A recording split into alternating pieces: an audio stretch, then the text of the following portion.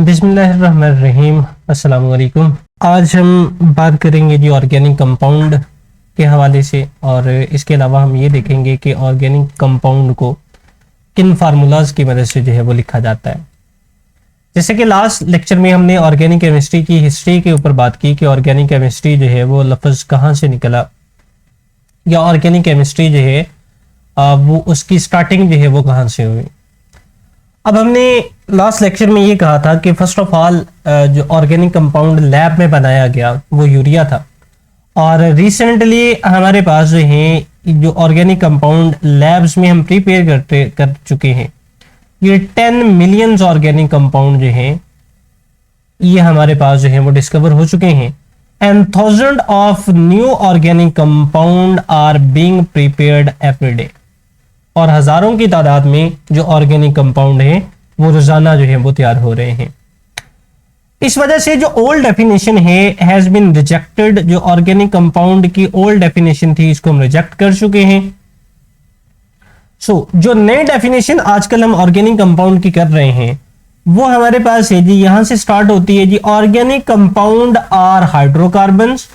Hydrocarbons अब कौन से होते हैं जी? Compound of carbon and hydrogen only. जो कंपाउंड कार्बन और हाइड्रोजन पर मुश्तमिल होंगे उन कंपाउंड्स को हाइड्रोकार्बन्स बोला जाता है। एंड देयर डेरिवेटिव्स, डेरिवेटिव से मुराद है जी इनके बनाए गए कंपाउंड। इसको इसी तरह से समझ लें जैसे कि एक लकड़ी है। लकड़ी से हम टेबल भी बना रहे हैं, लकड़ी से हम चेयर भी बना रहे हैं, डोर्स भी बनाए जा रहे हैं, अलमारियां भी बनाई जा रही हैं। ये जो कंपाउंड हैं, अब लकड़ी के ये सारे के सारे कंपाउंड हैं। इन कंपाउंड को डेरिवेटिव्स जो है वो बोला जाता है। जैसे कि अगर हम टेबल बना रहे हैं तो इसमें लकड़ी भी लगाई जाती है, कील भी लगाए जाते हैं, इसके अंदर जो है वो शीशा भी लगा दिया जाता है। अकेली लकड़ी नहीं होती जी, इसके अंदर और भी कुछ कंपोनेंट जो है वो इन्वॉल्व हो जाते हैं। ये इनके डेरिवेटिव्स कहलाएंगे, यानी इनसे हासिल की गई चीजें। यानी बेसिक उसकी लकड़ी ही है और उसके अंदर जो है वो कुछ और चीजें भी शामिल कर दी गई।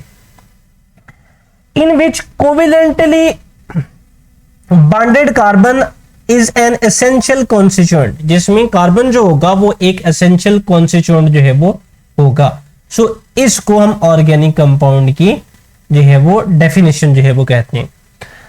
या इसके अलावा दूसरे लफ्जों में आप ये भी कह सकते हैं the branch of chemistry which deal with the study of hydrocarbons and their derivatives is known as organic chemistry.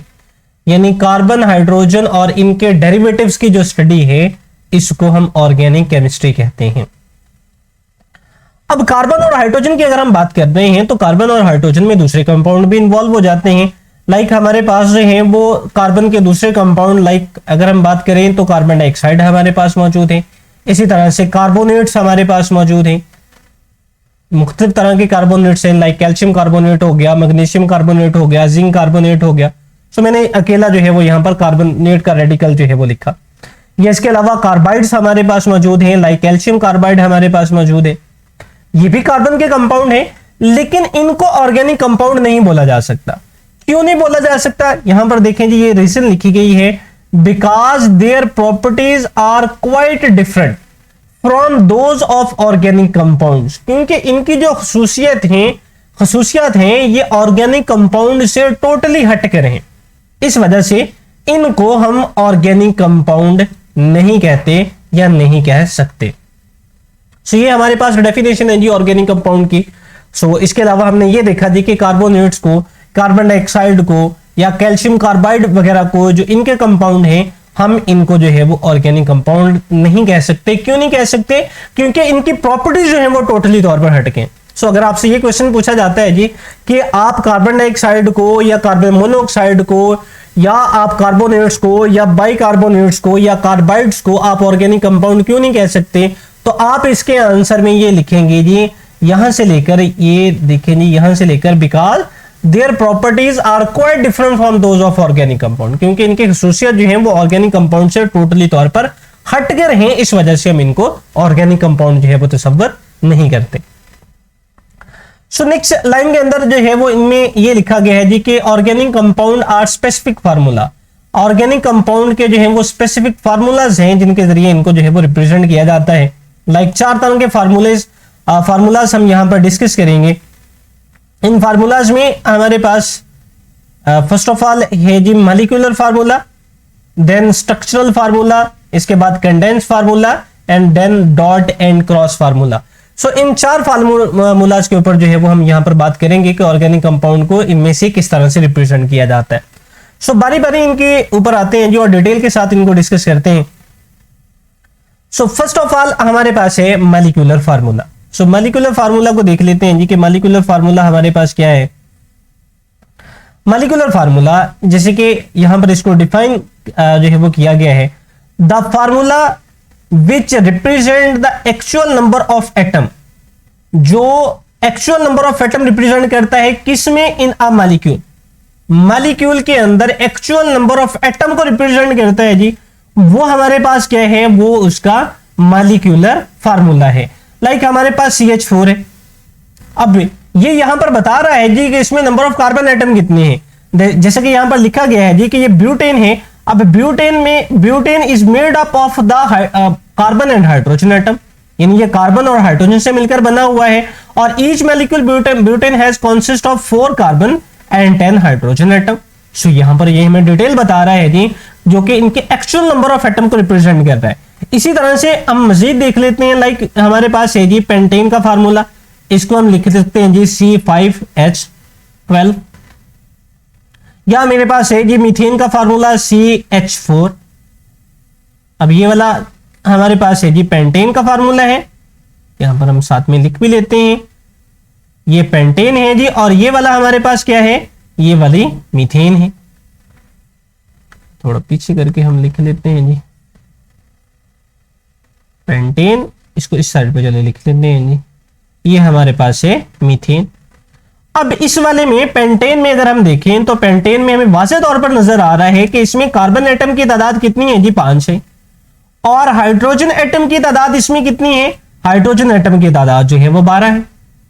इसी तरह से ये वाला हमारे पास इसमें कार्बन एटम की तादाद 1 है और हाइड्रोजन एटम की तादाद कितनी है जी, ये 4 है। सो इनमें एक्चुअल नंबर ऑफ एटम को रिप्रेजेंट करता है। सो ऐसा फार्मूला जो एक्चुअल नंबर ऑफ एटम को रिप्रेजेंट करे वो हमारे पास क्या होगा जी, वो मॉलिक्यूलर फार्मूला कहलाता है। सो इसमें हमें 2 चीजें यहां से पता चल रही हैं जी, एक फर्स्ट ऑफ पार्ट ए जिसमें हमें यह बताया जा रहा है कि ये किन एलिमेंट के ऊपर मुश्तमिल है, और पार्ट बी में हमें यह भी इसमें से पता चलता है कि इनमें जौन सी एलिमेंट मौजूद है उनकी तादाद जो है वो हमारे पास कितनी कितनी है। सो ये हमारे पास है जी इसका मॉलिक्यूलर फार्मूला। सो नेक्स्ट हमारे पास है जी स्ट्रक्चरल फार्मूला। सो यहां पर हम जो है वो स्ट्रक्चरल फार्मूला को जो है वो डिस्कस कर लेते हैं। इस पेज को थोड़ा हम ऊपर की तरफ जो है वो ले जाते हैं, तो इसको हम कर लेते हैं जी यहां पर जो है वो इसको कर लेते हैं जी। अब स्ट्रक्चरल फार्मूला जैसे कि यहां पर जो है वो लिखा गया है कि structural formula of A compound represent the exact arrangement of the different atom, यानी जो मुख्तलिफ एटम की एग्जैक्ट अरेंजमेंट है जी वो इसके बारे में हमें बताता है, यानी उसकी तरतीब क्या है, उसको किस लिहाज से अरेंज किया गया है। Of various element present in a molecule, यानी जो मुख्तलिफ एलिमेंट मॉलिक्यूल में मौजूद हैं जी उसके डिफरेंट अरेंजमेंट हमारे पास किस तरह से बन सकती हैं या कौन सी बनती हैं। इसके अलावा in a structural formula single bond represented by a single line, single bond को सिंगल लाइन के साथ रिप्रेजेंट किया जाता है, डबल बॉन्ड को डबल लाइन के साथ रिप्रेजेंट किया जाता है, और ट्रिपल बॉन्ड को ट्रिपल लाइन के साथ हम रिप्रेजेंट करते हैं। ये इस तरह से करके ट्रिपल लाइन के साथ रिप्रेजेंट किया जाता है between the bonded atom. Organic compound में have the same molecular formula, organic compound का मॉलिक्यूलर फार्मूला एक जैसा हो सकता है बट डिफरेंट स्ट्रक्चरल फार्मूला, और इनके स्ट्रक्चरल फार्मूला जो है वो डिफरेंट भी हो सकते हैं, जैसे कि यहां पर जिक्र किया गया है अब अगेन ब्यूटेन का। अगर हम ब्यूटेन के स्ट्रक्चरल फार्मूला की तरफ आते हैं तो ब्यूटेन के हमें 2 स्ट्रक्चरल फार्मूला मिलते हैं। लाइक ब्यूटेन को हम लिख सकते हैं, लाइक ये हमारे पास 4 कार्बन एटम हैं जी। फर्स्ट ऑफ ऑल हम 4 कार्बन एटम जो है वो यहां पर ड्रा कर लेते हैं, 1 2 3 एंड 4, ये 4 कार्बन एटम जो है वो हमने ड्रा कर लिए। अब इसमें टोटल हाइड्रोजन एटम की तादाद जो है वो 10 है। अब हमने ये देखना है जी कि कार्बन एटम की वैलेंसी कितनी होती है। अब कार्बन एटम की जो वैलेंसी होती है जी, कार्बन एटम की वैलेंसी होती है 4। इससे मुराद ये है कि कार्बन एटम जो है वो एक टाइम में 4 बॉन्ड जो है वो बना सकता है। सो हम इसको जो है वो जस्टिफाई करेंगे। अब इस वाले कार्बन एटम के फर्स्ट ऑफ ऑल पहले कार्बन एटम की अगर आप देखो तो पहले कार्बन एटम में जो इसने बांड बनाए हुए हैं वो एक बांड बनाया हुआ है। सो इट्स मीन इसके साथ जो है वो 3 बांड जो है वो बन सकते हैं, लाइक CH, ये वाला हमारे पास हाइड्रोजन आ गया, ये वाला हाइड्रोजन आ गया, 3 बांड बन गए। सो ये वाली जो है वो कंप्लीट हो गया। इसी तरह इस वाले कार्बन ने 2 बांड बनाए हुए हैं, एक ये वाला और दूसरा ये वाला। सो ये वाला मजीद जो है वो 2 बांड बना सकता है। तो ये हमारे पास आ गया जी CH2। इसी तरह से ये वाला हमारे पास आ गया जी CH2 और इसी तरह से ये वाला हमारे पास आ गया CH3। तो ये हमारे पास ब्यूटेन का जो है वो एक जो है वो स्ट्रक्चरल फार्मूला बन गया। इस वाले को बोला जाता है जी N ब्यूटेन, यानी नॉर्मल ब्यूटेन, यानी स्ट्रेट लाइन के अंदर हमारे पास मौजूद है, या इसमें नंबर ऑफ कार्बन एटम जो है वो कंसेक्टिवली जुड़े हुए हैं। तो ये एक तरतीब के साथ जो है वो जुड़े हुए हैं। तो इस वाले को बोला जाता है N ब्यूटेन। N से मुराद है जी नॉर्मल ब्यूटेन। अब इसका दूसरा जो स्ट्रक्चरल फार्मूला बन सकता है वो ये वाला बन सकता है, लाइक हम 3 कार्बन एटम को तो जो है वो एक लाइन में रखें, लाइक ये हमारे पास मौजूद है जी 1, 2 और 3, और चौथे वाले को हम यहां पर लिख दें, ये वाला हमारे पास जो है वो 4th कार्बन एटम आ गया। अब इनकी वैलेंसी जो है वो इसी तरह हाइड्रोजन के साथ फुलफिल कर देते हैं। जिस कार्बन ने जो है फर्स्ट वाले कार्बन ने एक बांड बनाया हुआ है, सो इसके साथ जो है वो 3 हाइड्रोजन एटम जो है वो मजीद आ जाएंगे। सो ये हमारे पास बन गया CH3। अब इस वाले कार्बन ने ये देखें 1, 2 और 3 बांड बनाए हुए हैं, सो एक इसके साथ जो है वो मजीद हाइड्रोजन एटम जो है वो आ जाएगा। सो लास्ट वाले ने भी एक बांड बनाया हुआ है, सो इसके साथ 3 हाइड्रोजन एटम आ जाएंगे। सो इसी तरह से जो नीचे हमारे पास मौजूद है, इस वाले ने भी एक बांड बनाया हुआ है, सो 3 हाइड्रोजन एटम जो है वो इसके साथ आ जाएंगे। अब इस वाले को बोला जाता है जी आइसोब्यूटेन, आइसोब्यूटेन। सो ये हमारे पास आइसोब्यूटेन है। अगर आप अब इन दोनों में देखो तो इन दोनों में नंबर ऑफ कार्बन एटम की तादाद 4 है, यानी इस वाले में भी 4 है और इस वाले में भी 4 है। एन ब्यूटेन में भी नंबर ऑफ कार्बन एटम 4 हैं और आइसोब्यूटेन में भी नंबर ऑफ कार्बन एटम 4 आ रहे हैं, और 10 ही दोनों के अंदर जो है वो हाइड्रोजन एटम है। लेकिन इनका स्ट्रक्चरल फार्मूला जो है वो डिफरेंट है। एक वाले का स्ट्रेट चेन में है, यानी कोई ब्रांच मौजूद नहीं है, और दूसरे वाले में एक ब्रांच जो है वो मौजूद है। सो स्ट्रक्चरल फार्मूला जो है वो डिफरेंट जो है वो हो सकता है, यानी अगर किसी कंपाउंड का मॉलिक्यूलर फार्मूला एक है तो स्ट्रक्चरल फार्मूला जो है वो एक से ज्यादा जो है वो हो सकते हैं। सो ये हमारे पास है जी दूसरी, जिस फॉर्म में हम इसको रिप्रेजेंट कर सकते हैं जी, वो हमारे पास है जी स्ट्रक्चरल फार्मूला। अब तीसरे टाइप की तरफ आते हैं जी, जो कि हमारे पास है जी कंडेंस फार्मूला। अब कंडेंस फार्मूला जो है वो क्या है जी, इसको हम देख लेते हैं। इनको पेज को थोड़ा हम अब ऊपर की तरफ जो है वो ले जाते हैं जी, यहां पर इसको कर लेते हैं जी। अब कंडेंस फार्मूला जो है ये हमारे पास क्या होता है, जैसा कि यहां पर इसको लिखा गया है जी, the formula that indicate a group of atom join together, यानी जिसमें ग्रुप ऑफ एटम जो है यानी कार्बन के या कोई भी ग्रुप जो है ये आपस में मिले हुए हों, join together each other each carbon atom in a straight chain और ब्रांच, यानी वो स्ट्रेट चेन में भी हो सकते हैं, ब्रांच चेन में के अंदर भी हो सकते हैं। इसको हम कंडेंस फार्मूला जो है वो बोलेंगे। लाइक अगर मैं इस पेज को दोबारा जो है वो थोड़ा नीचे की तरफ करूं, तो जैसे कि हमने ऊपर जो है वो जिक्र किया ब्यूटेन का, ये हमने 2 जो है वो इसके से रिलेटेड फार्मूलाज लिखे, लाइक एन ब्यूटेन का लिखा, आइसोब्यूटेन का लिखा। अब इन्हीं फार्मूलाज को अगर मैं इस तरह से लिख लूं, लाइक हमारे पास हो जी ये पहला है जी CH3, ये हमारे पास है जी CH2, अगेन हमारे पास है जी CH2 और ये हमारे पास हो CH3। एन ब्यूटेन हमारे पास बन गया। और दूसरे वाले को इस तरह से लिख दिया जाए, ये हमारे पास है CH3, ये वाला हमारे पास आ गया CH, और नीचे की तरफ एक ब्रांच मौजूद है जी, लाइक ये वाली आ गई CH3, और नेक्स्ट हमारे पास आ जाए CH3। सो ये हमारे पास जो है वो आइसोब्यूटेन का, सो ये इनके कंडेंस फार्मूले बन गए। या आप इसको मजीद जो है वो थोड़ा और जो है वो शॉर्ट करके लिख सकते हैं कंडेंस फार्मूला की फॉर्म में, यानी अब मैं इसको इस तरह से भी लिख सकता हूं, या हम इसको इस तरह से भी लिख सकते हैं CH3। अब ये देखेंगे दोनों ग्रुप जो है वो एक जैसे हैं, ये भी CH2 है, ये भी CH2 है। सो आप इसको ये लिख सकते हो जी CH2 ये इसको इस तरह से करके पैरेंथेसिस में लिखकर आप यहां पर 2 लिख ले, तो ये आपके पास बन जाए CH3। सो ये भी हमारे पास ये कंडेंस फार्मूला है जी, जो भी हमारे पास यहां पर जो है वो मौजूद है। जैसे कि ये वाला हमारे पास जो है वो N ब्यूटेन है, सो N ब्यूटेन का ये कंडेंस फार्मूला बन जाएगा। और इसी तरह से अगर आपके पास कोई ब्रांच है तो आप इसको इस तरह से लिख सकते हैं, लाइक ये आपके पास हो जी CH3, नेक्स्ट आपके पास है CH। अब ये वाली आपके पास नीचे की तरफ ब्रांच आ रही है, अब इस ब्रांच को भी आप इस तरह करके ये CH3 करके आप इसको पैरेंथेसिस में जो है वो बंद कर सकते हैं और अगेन जो है वो CH3 लिख दे। सो ये आपके पास इसका कंडेंस फार्मूला बन जाएगा। यानी आप अब ग्रुप ऑफ एटम को इंडिकेट करने हैं, indicate of group of atom join to each carbon atom, यानी हर कार्बन एटम के साथ कितने ग्रुप ऑफ एटम जो है वो अटैच हैं। वो सिट्रेट में भी हो सकते हैं, ब्रांच में भी हो सकते हैं, वो वाला फार्मूला आपके पास कंडेंस फार्मूला जो है वो बन जाएगा। या इससे रिलेटेड मजीद जो है वो हम कुछ देख लेते हैं, लाइक पेंटेन हमारे पास है। पेंटेन का अगर हम यहां पर लिखें तो वो हमारे पास कुछ इस तरह से बनेगा, लाइक ये हमारे पास है जी CH3, नेक्स्ट हमारे पास आ जाएगा CH2, नेक्स्ट हमारे पास है CH2, अगेन हमारे पास आ गया जी CH2 और ये हमारे पास आ गया CH3। ये वाला भी इसका कंडेंस फार्मूला है। अब मजीद अगर आप इसको कंडेंस करना चाहते हैं तो आप इसको इस तरह से लिख लें जी CH3 और नेक्स्ट आप लिख लें CH2। अब कितने CH2 ग्रुप एक ही स्ट्रेट लाइन में जो है वो अटैच हैं, इसको पैरेंथेसिस में लिख लें, यानी ये 1 2 एंड 3, इसके बीच जो है वो आप 3 लिख दो और ये आपके पास अगेन CH3 आ जाए। ये वाला जो है वो इसका कंडेंस फार्मूला जो है वो बन जाएगा। सो इस तरह से हम इसके कंडेंस फार्मूला की फॉर्म में जो है वो इसको लिख सकते हैं। सो लास्ट पे हमारे पास मौजूद है जी लास्ट फार्मूला, जिसके जरिए हम ऑर्गेनिक कंपाउंड को रिप्रेजेंट करते हैं जी, वो हमारे पास है डॉट एंड क्रॉस फार्मूला। सो अब उसको देख लेते हैं जी कि डॉट एंड क्रॉस फार्मूला हमारे पास क्या है। सो यहां पर इसको ऊपर की तरफ जो है वो अब हम कर लेते हैं।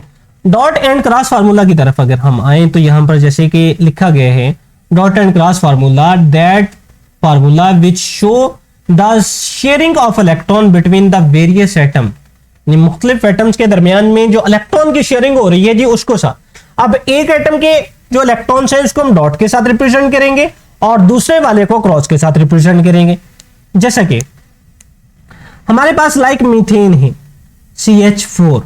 अब इसका अगर मैं डॉट एंड क्रॉस फार्मूला लिखना चाहता हूं तो अब मैं यहां पर क्या करूं, ये हमें मेरे पास है जी कार्बन एटम, इस कार्बन एटम के इलेक्ट्रॉन्स को मैं रिप्रेजेंट कर देता हूं क्रॉस के साथ, यानी ये वाले कार्बन एटम जो हैं वो मैंने 4 इसके इलेक्ट्रॉन हैं, सो चारों के चारों इलेक्ट्रॉन जो हैं वो मैंने रिप्रेजेंट कर लिए क्रॉस के साथ। अब बाकी के जो इलेक्ट्रॉन है इनको मैं रिप्रेजेंट कर देता हूं डॉट के साथ, लाइक हाइड्रोजन एटम के इसके साथ कोवेलेंटली बॉन्ड बनाना है, सो इसको यहां पर मैंने इस तरह करके मैंने रिप्रेजेंट कर दिया। अब इन वाले इलेक्ट्रॉन्स को मैंने डॉट के साथ रिप्रेजेंट कर दिया। सो ये मेरे पास जो है वो अब मीथेन का डॉट एंड क्रॉस फार्मूला जो है वो बन गया। सो इस तरह से हम इनके डॉट एंड क्रॉस फार्मूला जो है वो लिख सकते हैं।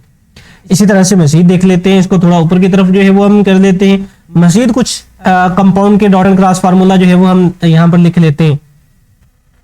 लाइक मेरे पास हो जी like propane CH3 CH2 and CH3। अब इनको जो है वो डॉट एंड क्रॉस की फॉर्म में लिखना है। अब मेरे पास नंबर ऑफ कार्बन एटम कितने हैं जी 3। मैं first of all number of carbon atom को यहां पर जो है वो शो कर देता हूं 1 2 एंड 3। अब हर कार्बन के पास इलेक्ट्रॉन्स की तादाद कितनी होती है जी 4 होती है। सो मैं उसको यहां पर रिप्रेजेंट कर लेता हूं जी। सो यहां पर हमारे पास आ गया जी 1 2 एंड 3 एंड फोर्थ वन जो है वो इस कार्बन एटम के साथ जो है वो शेयर करना है, यानी यहां पर कार्बन और कार्बन एटम के दरमियान में सिंगल बॉन्ड जो है वो मौजूद है। सो एक कार्बन एटम को मैंने यहां पर क्रॉस के साथ रिप्रेजेंट किया, इस वाले को मैंने अब ये वाला जो इलेक्ट्रॉन है ये मैंने रिप्रेजेंट कर दिया डॉट के साथ। या इसको मैं थोड़ा क्लोज करके जो है वो हम यहां पर लिख लेते हैं ताकि हमें जो है वो थोड़ी आसानी रहे, ये वाला ताकि समझने में जो है वो थोड़ी आसानी रहे।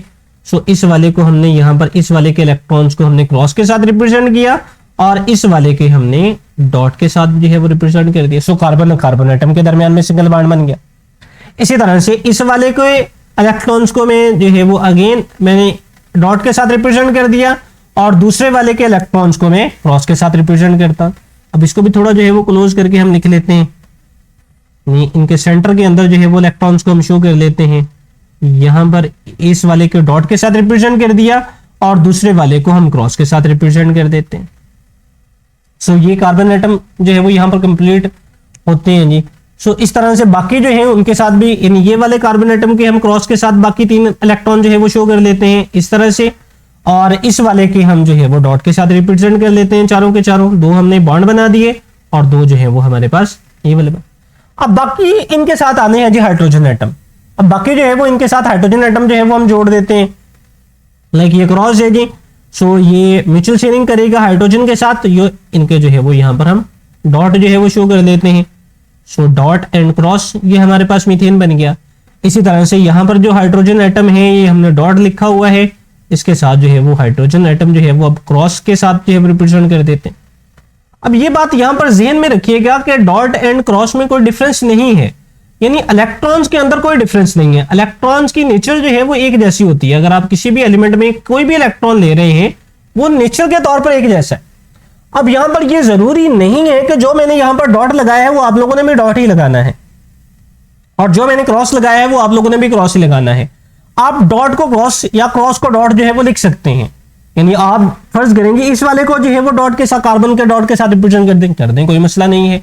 सिर्फ ये यहां पर डॉट एंड क्रॉस लगाने का मकसद, ये लिवस जो है वो फार्मूला कहलाता है। अब लिवस का मकसद सिर्फ इतना था कि यहां पर इन इलेक्ट्रॉन्स को जो है वो डिफरेंशिएशन की जा सके कि इलेक्ट्रॉन किसका जो है वो कौन सा है और किस वाले का कौन सा है। यानी ये जस्ट इलेक्ट्रॉन्स को डिफरेंशिएट करने के लिए जो है वो लिखाया गया है कि मुख्तलिफ एटम जो है, ये वाला अगर डॉट वाला है तो ये हाइड्रोजन वाले को रिप्रेजेंट कर रहा है, और क्रॉस वाला जो है वो कार्बन एटम को जो है वो रिप्रेजेंट कर रहा है। इसके अलावा जो है वो इसका और कोई जो है वो मजीद ताल्लुक नहीं है।